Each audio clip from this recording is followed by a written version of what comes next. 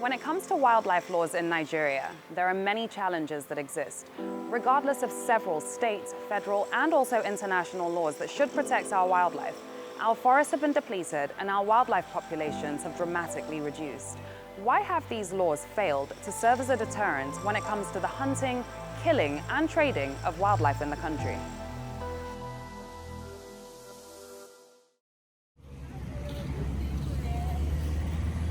It's 6:30 on Monday, the 23rd of August, 2021.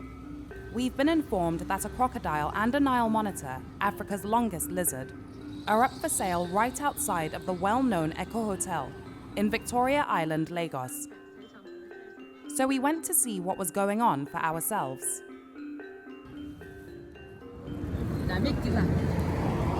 Remove the intestine, just to boil and this is it as well.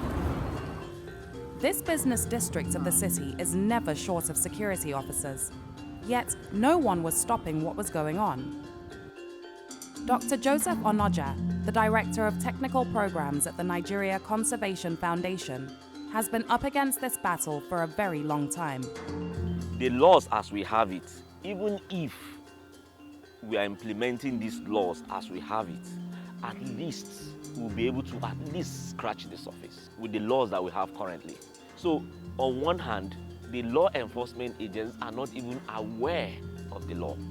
There was one incident that was so painful that a policeman was there looking at the sea turtle, and instead of him to arrest the person who is handling that sea turtle, he was rather urging us to pay the person so that he could get his cut.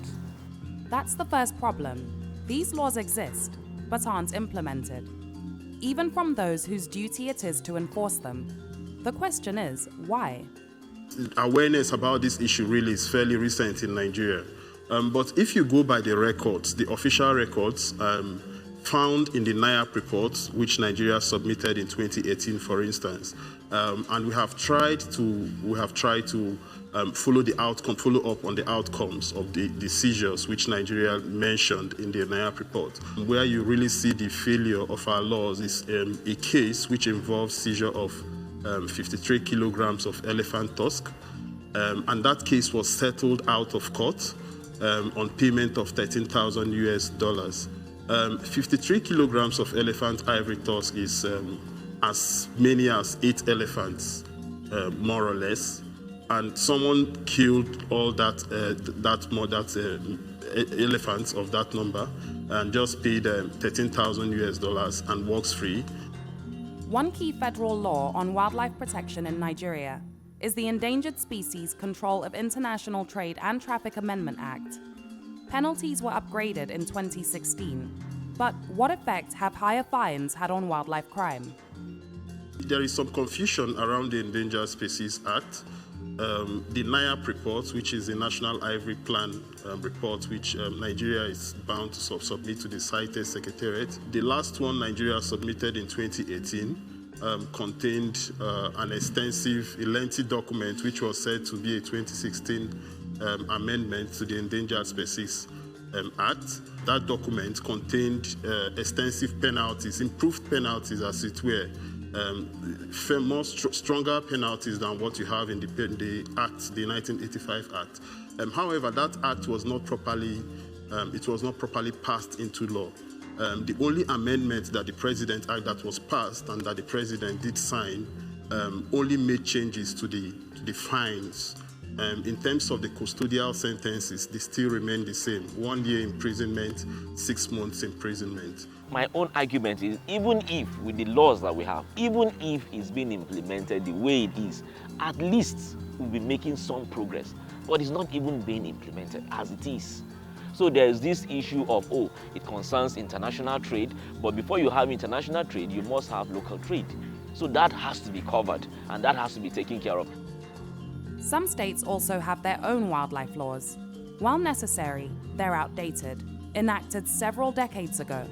Some during the colonial era, and generally lack synergy with existing federal legislation, which creates another obstacle. You have a kind of disconnect too among the state laws, both in terms of the offenses limited in terms of the protection afforded to the various species, and also on the extent of protection the species are afforded. So for instance, a wildlife like a giraffe is protected in states like Taraba and Adamawa State. Down in Cross River State, there is no protection for them. Pangolins are protected in Lagos State, in Cross River State, and in Rivers State. In Adamawa and Taraba, there is no recognition for them. Most of the state laws were enacted in the 60s and 70s. Virtually all of them don't prohibit export or import of endangered species.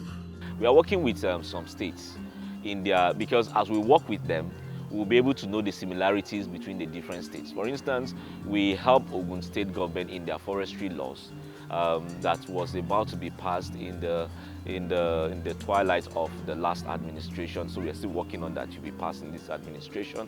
Knowing that forestry laws, if for instance neighboring Edo State wants to start a law, or neighboring Ondo State wants to start their own forestry law, we'll ensure that they are similar, so that we'll be able to have those similar laws, so that a crime in one region is a crime in another region, so that people will not commit a crime in one region and escape to the other region. They are free.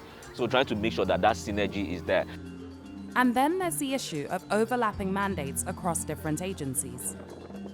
Nigeria is a party to a convention called CITES. That is a convention on international trade in endangered species, of wild flora and wild fauna and flora. One of the countries, Nigeria's obligation under that convention is to designate an agency that is to be the enforcement authority. So at the very least, in the context of endangered species, that duty presently falls to NESRIA. That is a National Environmental Standards and Regulation Enforcement Authority currently. But then there are overlaps. Wherever we bring all of these agencies together, we continue to have clashes, because there is this claim that, oh, I'm the one who is responsible to prosecute, I'm the one who is supposed to do this, and then there's this gap, and a lot of that crack allows a lot of things to scale through. Because whenever you call them into a room, be it custom, NESRIA, Federal Ministry of Environment, and so on, when you call them together into a room, you find this clash. Oh, we are the ones who are supposed to do this. So there's been an overlap. You see, what the custom says usually is that they will seize, and then they will hand it over to NESRIA, and NESRIA will do the prosecution and the storing of it, because they are the enforcement agency, for CITES. But now, custom now, they also have prosecution power. In fact, in the last meeting that we had them in the room, there was still this debate. So the debates happens every time. Now, at least there's this awareness that people are watching, and we need to see what's happening. And it's embarrassing not just the conservationists, but it's embarrassing the country. It's embarrassing Nigeria. It's giving us a very bad name. So if you look at the global map of illegal wildlife trade, Nigeria is painted red with arrows flying all over to Asia and other parts, because Nigeria is both a source country and a transit country, which is not good for us. Wildlife crime cases often don't stand alone, and several other crimes can be committed in the process. So there are other laws which are arguably more stringent that can also be enforced. But corruption is another hurdle. If we are serious about solving this problem in Nigeria, the first thing to be taken care of is corruption. We have police checkpoints across the country. We have customs checkpoints across the country. We have customs at the border. But somehow these contraband items continue to flow in and flow out. And that is why personally I think that agencies like the Economic and Financial Crimes Commission need to begin to play a more significant role in enforcing, because yes, we are talking about wildlife, we are talking about biodiversity. It is not their primary area, but this is also economic crime as far as I'm concerned. And I think that if we begin to get more hands on deck, I think we'll have better results. When we talk about these wildlife laws, it's because we are concerned about our wildlife.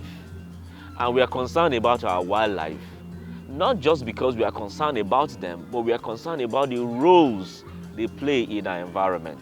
For instance, some of the banks have elephants as their logo. Even the Nigerian police has elephants as their logo, and then they are going into extinction. And then our children down the years will say, what is this animal? Where is it? And then shamelessly we will say, oh, they are no more. It concerns all of us. It's just that some of us are in the forefront of this fight, but it concerns all of us. It's our identity as a nation, and is our pride, is our inheritance, is something that we should value. For Nigeria to end both the domestic and international illegal wildlife trades, existing loopholes in and around the laws must be amended and passed, and enforcement officials need to work collaboratively to deal with this problem. Citizens also need to support enforcement efforts by reporting wildlife crime. Laila Johnson-Salami, Arise News.